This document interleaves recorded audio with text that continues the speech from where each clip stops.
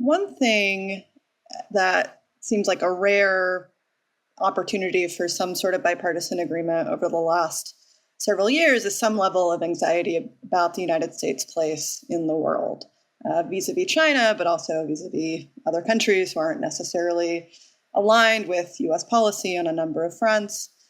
And there have been various sort of policy attempts to either reshore supply chains, to build up key domestic industries that have gotten votes from Republicans and Democrats, the CHIPS Act, the Inflation Reduction Act, although that was more partisan.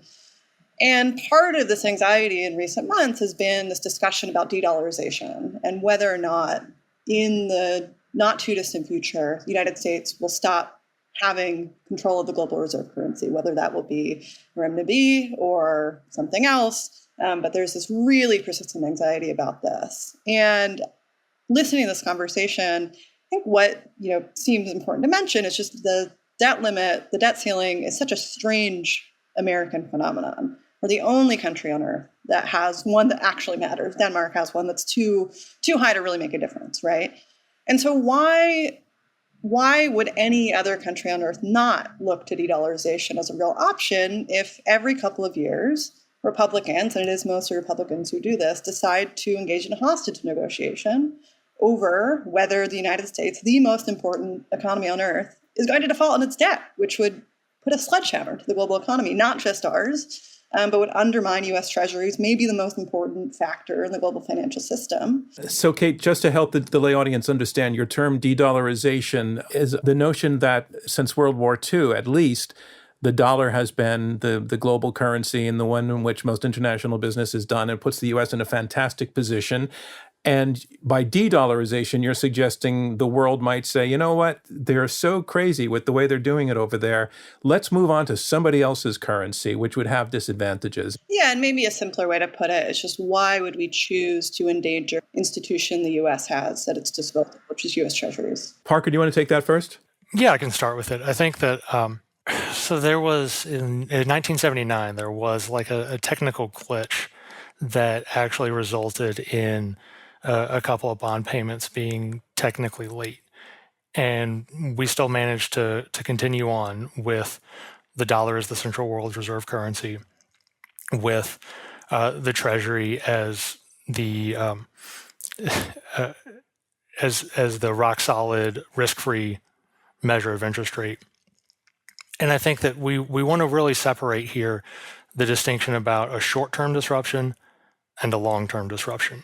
And I think that's really the difference between Mark's view and my view is that, I mean, yes, it would be bad if we missed a payment briefly here.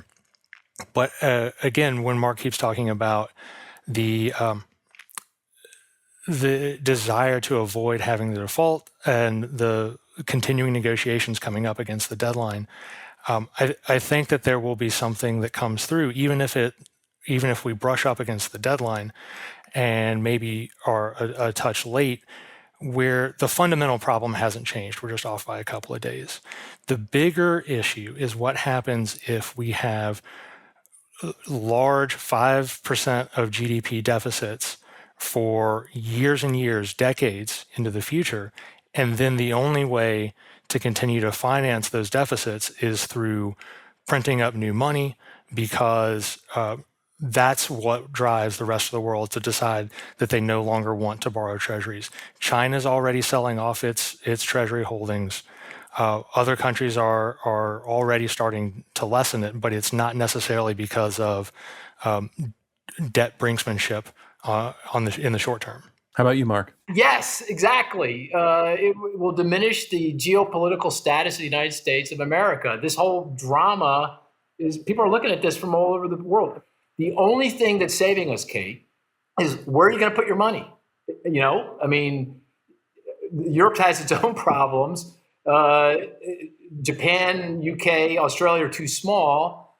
And really, Chinese yuan, I mean, you don't even have a closed capital account and no property rights, and so that's the only thing that's holding up the dollar as a reserve currency to any significant degree, because there's just no good alternative. But that's not a winning strategy. Kate, did you have a follow-up question? Well, I would just ask. I mean, Parker, you mentioned that this would be a temporary situation. That we shouldn't worry maybe too much about what would happen if we breached that limit. I mean, the United States credit rating getting degraded, which is really on the table if that happens, seems like a pretty long-term effect. And I don't know if if United States credibility really recovers. And so I just wonder, what you think happens, right? Is there a long tail effect, or it seems unlikely to me that we just snap right back and everyone looks at the U.S. like they did before we defaulted.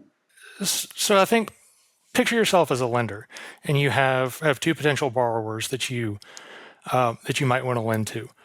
Would you rather lend to the one that is paying attention to his finances and that has some fits and starts on actually making payments on time, but continues to revise his finances and make sure that everything's good?